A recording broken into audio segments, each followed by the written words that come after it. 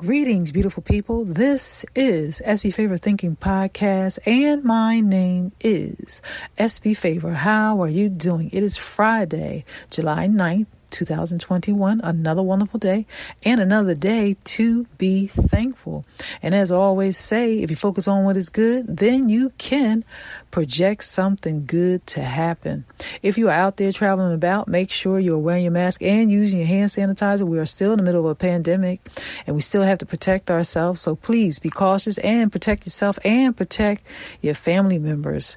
Well, I have a special guest here this evening, and his name is Jaalam D. West, and we're just going to talk about the pros and cons of male and female relationships and a little bit about the dating stuff. So we're just going to talk about that tonight. Jaalam D. West, how you doing tonight? Absolutely wonderful. How are you? I'm very well. Thank you so much for taking the time out to talk to me.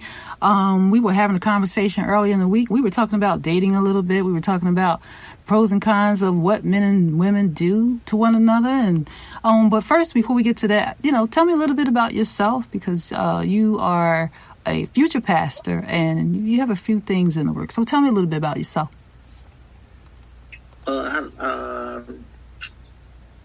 Future pastor, yes. I'll be starting church next year. Will be Triumphant Church. I've pastored before, so I'm not going to say like I'm new to it, but I'm excited about the new opportunity that the Father has allowed me to take advantage of. Mm-hmm. And then I'm going to have a podcast probably about in the next 30 days. Mm-hmm.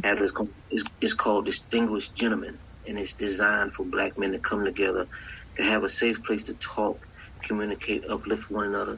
Kind of like this podcast, to be able to talk and share some ideas about having successful relationships and successful marriages, mm-hmm. how to maintain good jobs, how to maintain our position in the community, but in our families first, and then to share dialogue to where we can come and just create that atmosphere to where they can come and feel free to even admit their mistakes, but with the end goal being to learn something, to become better at the end of that conversation.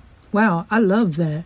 That's so important. This time that we're living in, people need to be able to know that it's okay to be accountable, confess our faults, and just flow with the work of what we're doing individually to work on ourselves, and I like that, just to help men, we were talking about the pros and cons of what men and women do to each other early in the week.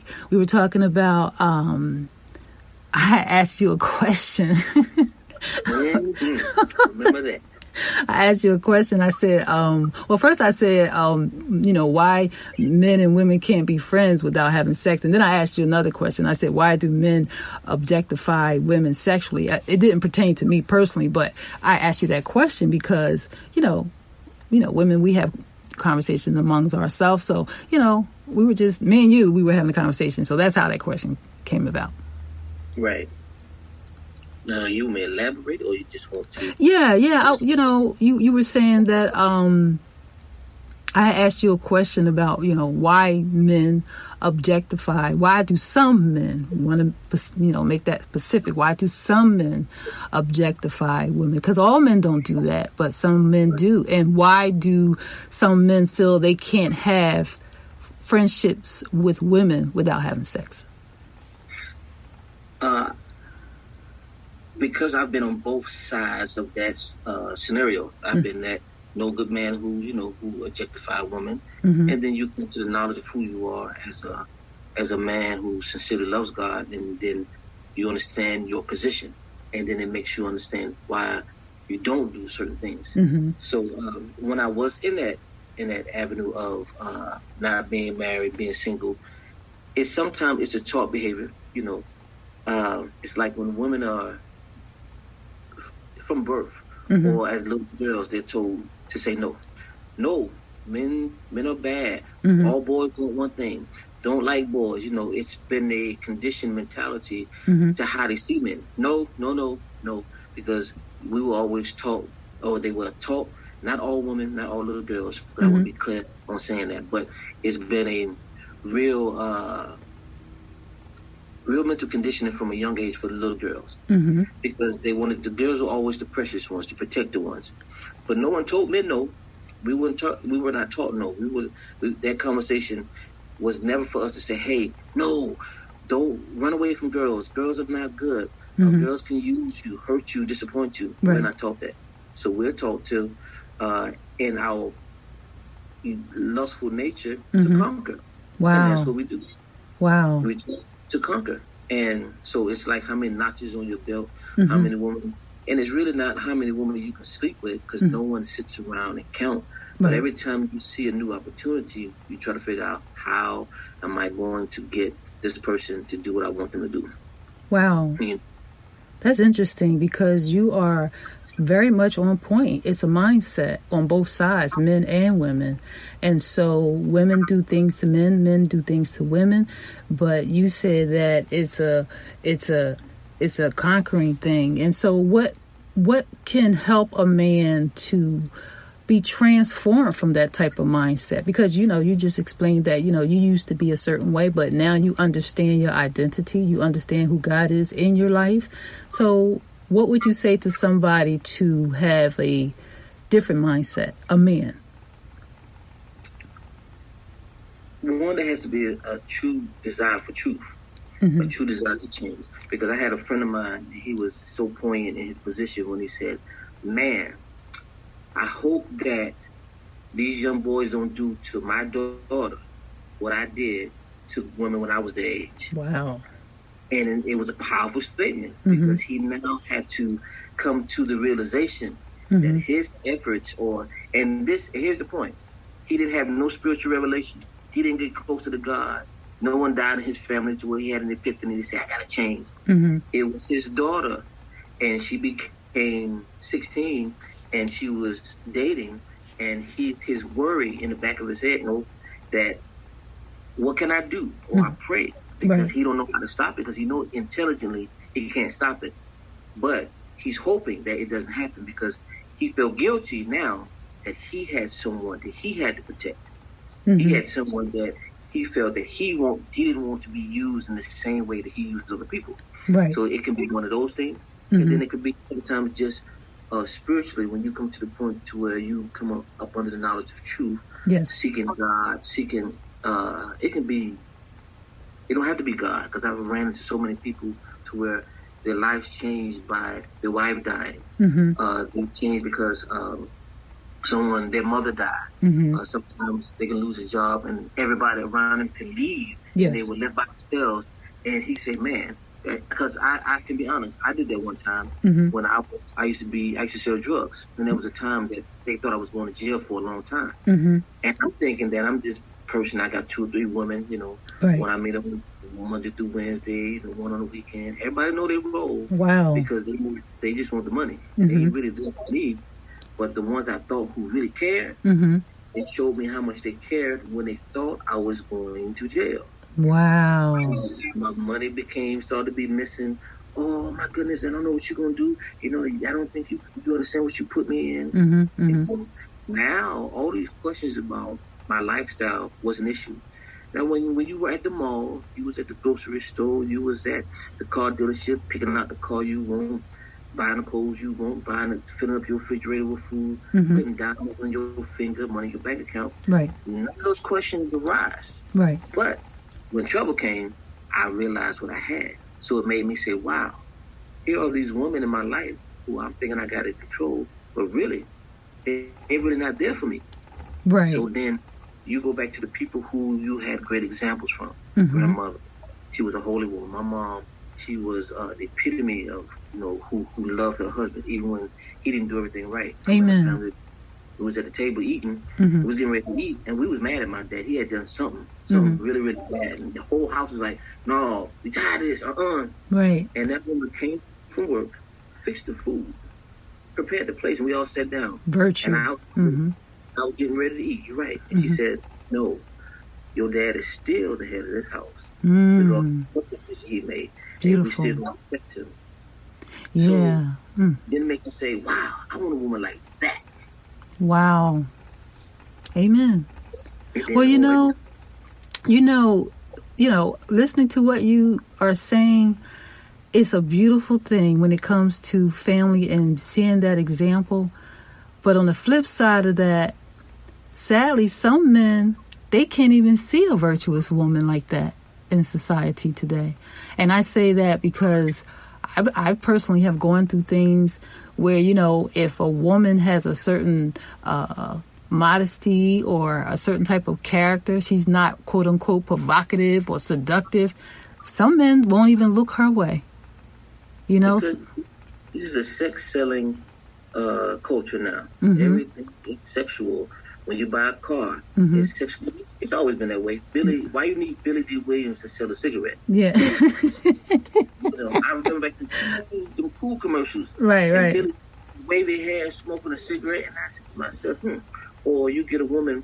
Think about this: when you see these game shows, Pat Sajak always had Vanna White. You got Price is Right. They got the girls in the pretty dresses who open up the prizes. There was some sexual content in so many of the things that we saw. It became embedded in our mind. Yes. So when we see a woman, we want to see her look like that. Wow. Not just because she was just the figment of what I thought, because it was conditioned in my mind to think that everything that I saw that was pleasurable to me had a some type of sexual connotation to it. So it aroused. So we all continue to be aroused sexually in our minds and in our thoughts with our eyes. So it's just a, go ahead. So that goes back to the question, and that is why men objectify women. But you also said in the conversation that we had earlier in the week that women do the same thing to men, and I agree with that. Yes. It's not gender specific. Right. Women will. And I forgot to tell you this. I was dating a young lady, and she was very attractive. And when I met her, she was in this club, and then she said to me, when we started talking, she said, I understand the art of attraction. I said, what do you mean? She said, do you remember the night that we met? She said, what was I saying? And I said, well, you were sitting right here. And she said, you're right. She said, was there anything else that you remembered? And I couldn't. She said, I found a seat in the club where there was that one glimmer of light shining in that spot. She said, so even if I have to go to a club early to find that spot, I'm going to get there so I can sit there. So no matter in the midst of all this darkness, when you see this one spot, who you going to see? Me. Wow. Just when you go to a commercial and it's a subliminal message to get a Coke while you're in the movies, the same type of thing. So when I looked over there, she was right. I saw her not because she was the most beautiful and attractive woman in the club, because she sat in a spot to where around her was darkness, and that spot she had the light. So on both sides, so women are setting traps for men, and then there's men setting traps for women, and both sides are, I would call, toxic, right? And not doing the work on themselves, and they are hurting people, men and women. And but here's another thing: it's not always the toxic bad people. It's very smart, intelligent people who have money. Who got, Yeah. That's not a conditional thing. Yeah. You got aggressive salespeople. You got aggressive people in the business world who learn how to the art of attraction, and they do it with the same purpose. But their intent is, well, I got to do what I got to do to get what I want. That's the thing about it. You get a woman. This is what a woman will say. Now, in this days, everybody wants to be a boss. I'm a boss. Some of the businesses are not succeeding at all. They're barely making money, but they don't care. They get the title. Right. Some are succeeding and making great money. Right. But when they say, I got a business, I'm college educated, I got my own house, I got my own car, what you doing? Wow. Now, how many do you ever hear them say, I got the love of Christ in me, and I've learned how to be, I understand how to be a wife, and understand that my husband, he has to be a head no matter how much money we make. There's no humble consciousness in that conversation. I've accomplished this. So if you come in with me, where you at? Right. So then when there's things of the flesh or natural things are going away, they have nothing else. Right. Because she did what she had to do to feel like she had to get this type of man, a man with money, a man who, like there was a time when I was fine, right? When I take off my shirt, I used to ride motorcycles. Well, I used to ride without my shirt on, so they could see how fine I was, and you'd be surprised how many women would, oh, excuse me, wow, like, oh, you're so sexy. So I say, women objectify men too. Yes, they do. And you ain't, you're not as, as athletic looking. You don't get those whistles. But when you find, as a man, you take your shirt off. Woo, how can it? Oh Lord. Yeah.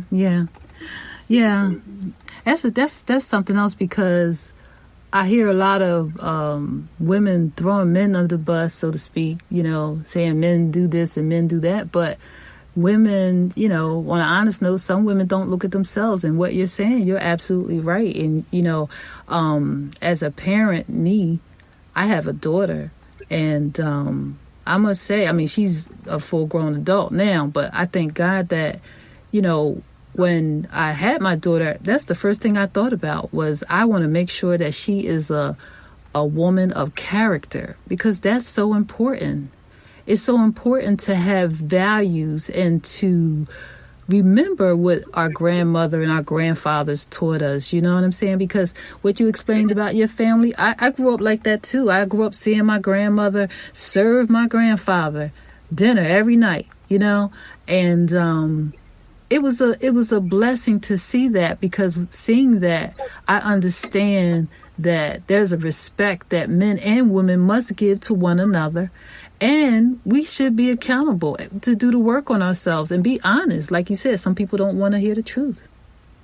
And here's another thing. Here's the most important thing that you said tonight that most people don't really do is become accountable. Because we don't honor our vows anymore. Because remember, the old school, they messed up just like we did. Right. Everything that they said was not right. Yes. Every lesson that they taught us, we failed some of the stuff. Right. I remember going to church and some of the stuff they told me, I was like, these people crazy. I remember, here's a story.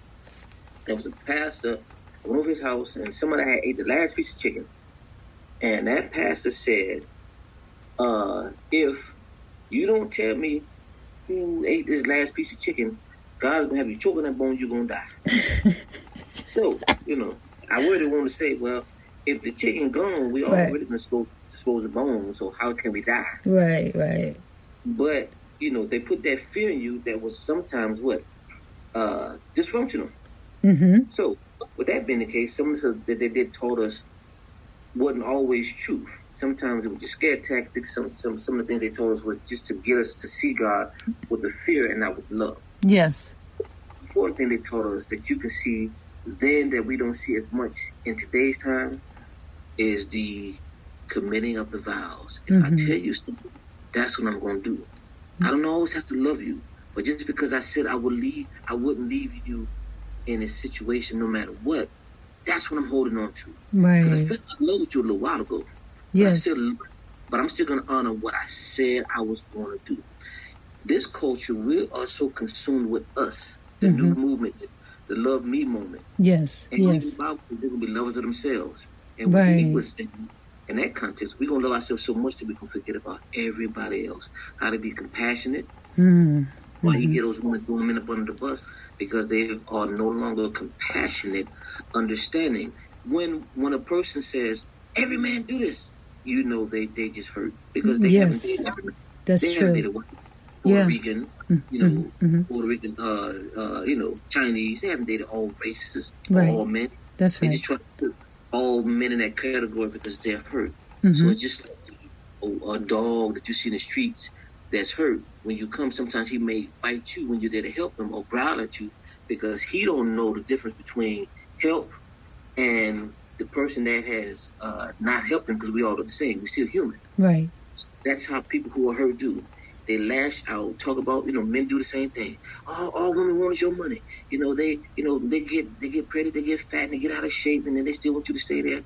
Yeah, mister, you should stay there. That's right. You didn't marry her because of her body. Oh, you did. Wow. now that her body is not as attractive as you had perceived in the beginning, because while now she has life inside her, her ankles may get a little bit bigger, her face. Because I had a friend say that to me one time. He said, "Wes, man, I'm depressed." I said, "Why?" Man, my wife, man, she don't look like she used to. And I said, "What do you mean?" He said, "Man, she got this baby and she's just blowing up." Wow. And I looked at him, I said, "Well, you do know she got life inside of her, right? Mm-hmm. You do know she's still a baby." Mm-hmm. Because his whole mindset, as it pertains to his wife, was her looks. Yeah. And as soon as that change, and sometimes a woman can be the same thing with a man with money. Yes. He get money. Oh, he got money. He gonna provide for me. As soon as that money leaves, then her position changes. Mm-hmm. Well, I can do bad by myself. Well, man, I don't know. Girl, ain't nowhere in the world. Because when I said I will be with you through thick and thin, I really didn't mean that. I meant I won't be with you as long as you're doing good. Yeah. And when that changes, so will how I feel about you. Yeah. We don't keep vows anymore like the old, I'm gonna say old school or the other generations. They would stay together for 30, 40 years. Mm-hmm. And, and every time we saw their relationships, they were not the best. No, they wasn't. And you saw some fighting, you saw some disappointment. Mm-hmm. Every now and then you might have saw some cheating. Right. Those women were strong. They would stay. Yeah. Men was not all women just cheated. I mean, men cheated. Women cheated too. Yeah. We gonna work on this marriage. Because why? When I said I love you, I didn't mean it in the sense of my emotions. Mm-hmm. I mean it in the sense of my commitment to you. Yeah. You're absolutely right. We just have to, those of us that want to do better, and I say it like that because there are many that want to do better. Those of us that want to do better, we just have to simply just do the work to do better. Men and women. And women, we have to be accountable. I speak from that side, as women, we have to be accountable. We have to help men, whether it be our brothers, whether it be a stranger.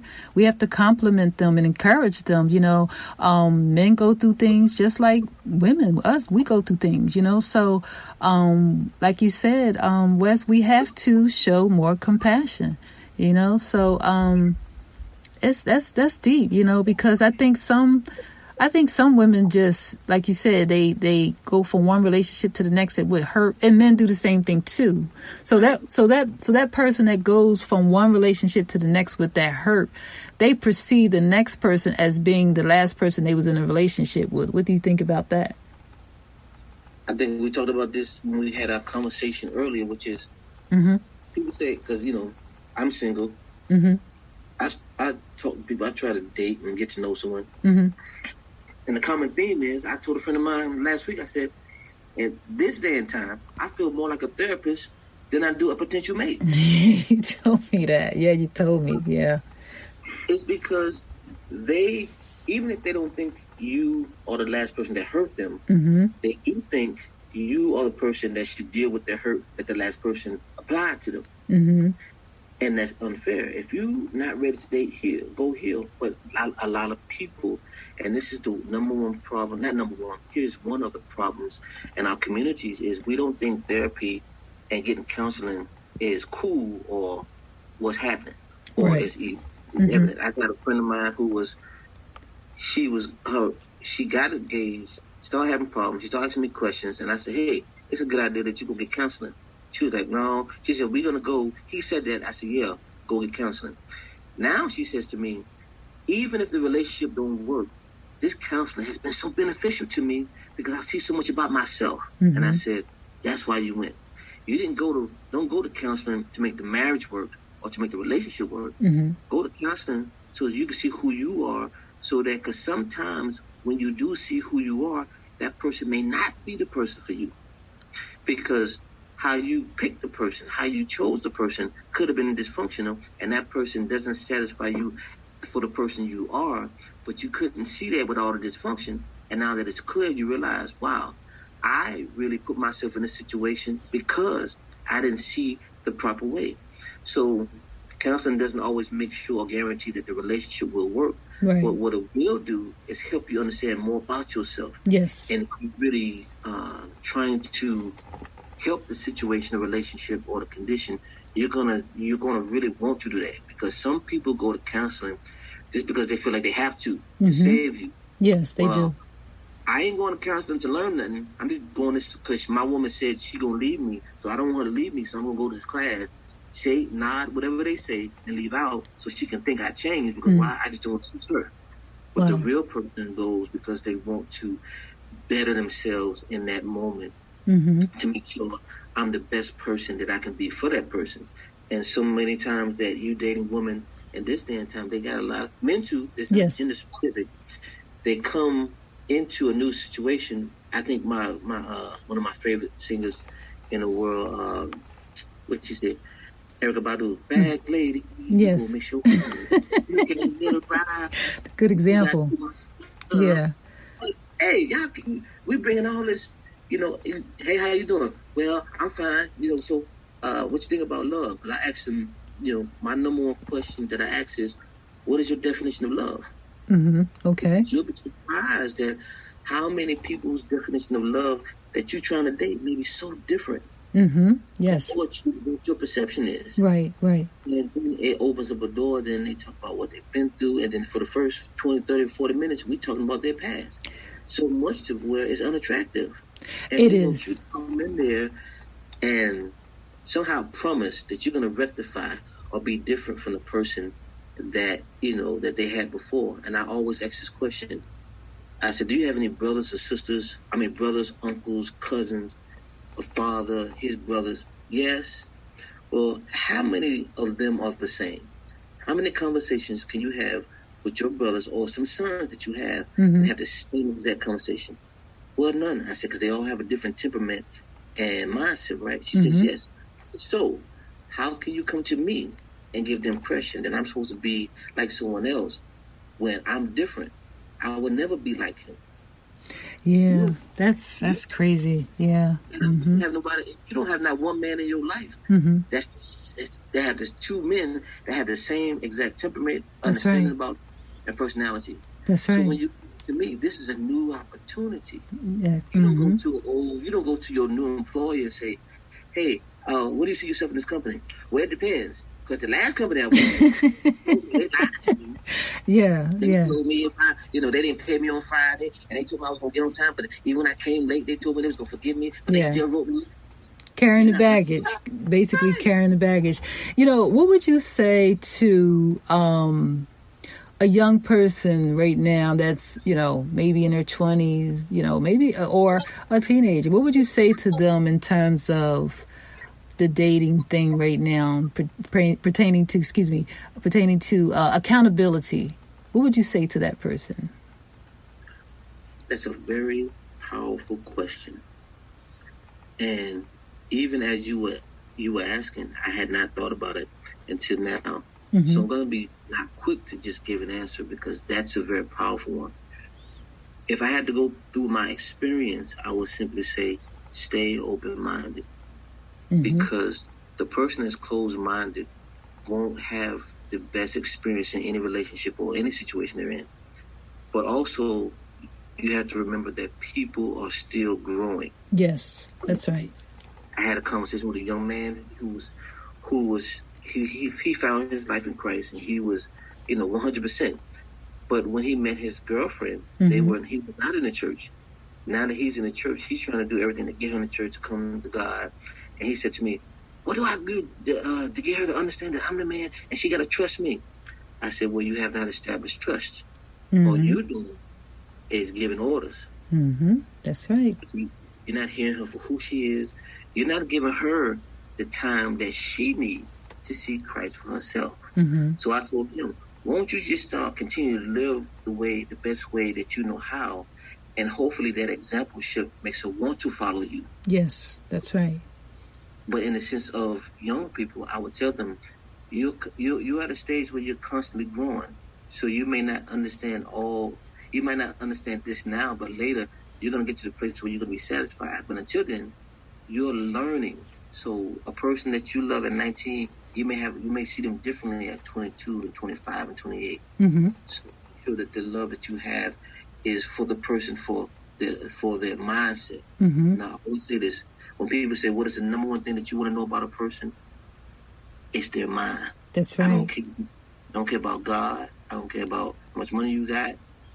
I don't care about what city you from, how far you are, because a person can know God and be crazy.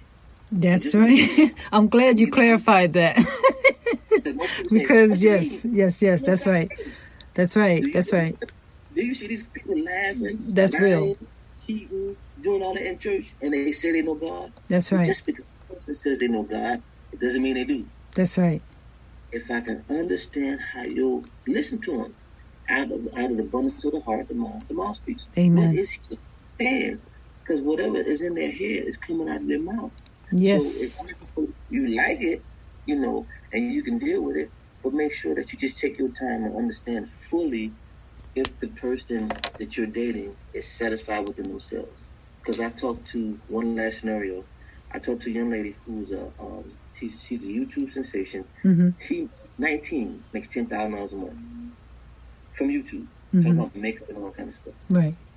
Only 19, $10,000 a month. Mm-hmm. So he has a young man who she's in love with. And then there was a situation he got in, and he said to me, he said, "Man, you trying to roll up on my girl?" I looked at him, I said, "What?" And she said, and I said to him, I said, "Well, let me pull you to the side." I said, "I'm not going to say this in front of her." I said, "But if you think a 48-year-old man put up on your girl, and you 19, man, you got more issues than I thought." Mm-hmm. I said, "But make sure you do your research on who you walk up on, because I'm not that guy." Right. I said, "What I'm going to do is, if you want some help to make sure you understand who you are as a man, I can talk to you." And she pulled me to the side. She said, "Wow," she said, "you saw that. Oh my goodness, he always does that." And I said, "Because he's insecure. Mm-hmm. You're very attractive. You make a lot of money, and he's still trying to find himself." So the bad part would be you are more experienced and exposed in life than he is. Now, are you going to be willing to wait on him to figure out who he is? Because if not, he may lose you. She started crying because she said, "No one ever said anything like that to me before." I said, because it's already evident that he's secure. So now that you know he's insecure, you can't make him secure as a man, but you do have to do your part to help him understand who he is when he's with you. Mm-hmm. But you understand what you like, because he can't go around bucking and blowing up on everybody that comes close to you, even when a man has no interest in you at all. But that's the only thing he has. His man thought is you. Right. So he can say, "Hey, what you doing? That's my girl." And I said, "Doc, you too young to be a Neanderthal. You too young." You know. So when I told him, I said, "I don't mind mentoring you, because what you're talking about is an inner thing that you got to get out for yourself." I said, "Because if you don't, eventually, I don't care how long they've been knowing each other, when she gets exposed to men who think and act and dress like she likes, she may be attracted to that, and you may have a problem, and you can't go beating up everybody." Right. Well, that's a mouthful you gave to them, and I must say that we all have to do the work. We all have to work on ourselves. No matter what age we are, we have to do the work. We have to make sure that we are accountable. Women, we have to do better. And men, we all have to do better. We have to do better to have better relationships, better families, and to be better parents. It's so important. So, Jaalam, I thank you so much for taking the time to just chat with me. And I want to have you back because I love this conversation, and I believe you have so much to offer. And I just want to talk to you a little bit more. So I need you to come back soon. Okay? Well, I have no problem with that. I am honored and humbled that you allowed me to come and share my perspective with you. And anytime you need me, don't hesitate. And vice versa, when I get ready to, even though my podcast will be engaged with men, but we have to have a woman's perspective in order to really understand how to do what we need to do. Because a man can be a man, but he has to learn how to love a woman and treat her the way she deserves and desire to be treated. That's and right. You can only get that from her. Absolutely. And that applies to all relationships, whether it be sister, your neighbor, your grandmother, aunt. We're talking about all relationships. So on that note, listeners, I thank you so much for listening to SB Favor Thinking Podcast. Please share the podcast with others. And if you need to reach me, please, you can reach me at sbfavor@yahoo.com via email. You can also find me on Facebook, Twitter, and Instagram at SBFavor. I also have a YouTube channel. Please click like, subscribe, and click the bell so that you can receive a notification each time there's a new episode of SB Favor Thinking Podcast. Please subscribe and, like I said, share the podcast with others. If you would like to donate to the podcast, you can donate at Cash App, $SB Favor. I thank you again for listening. And Jalen, I thank you again for just taking the time to chat. And listeners, I thank you. Have a good day.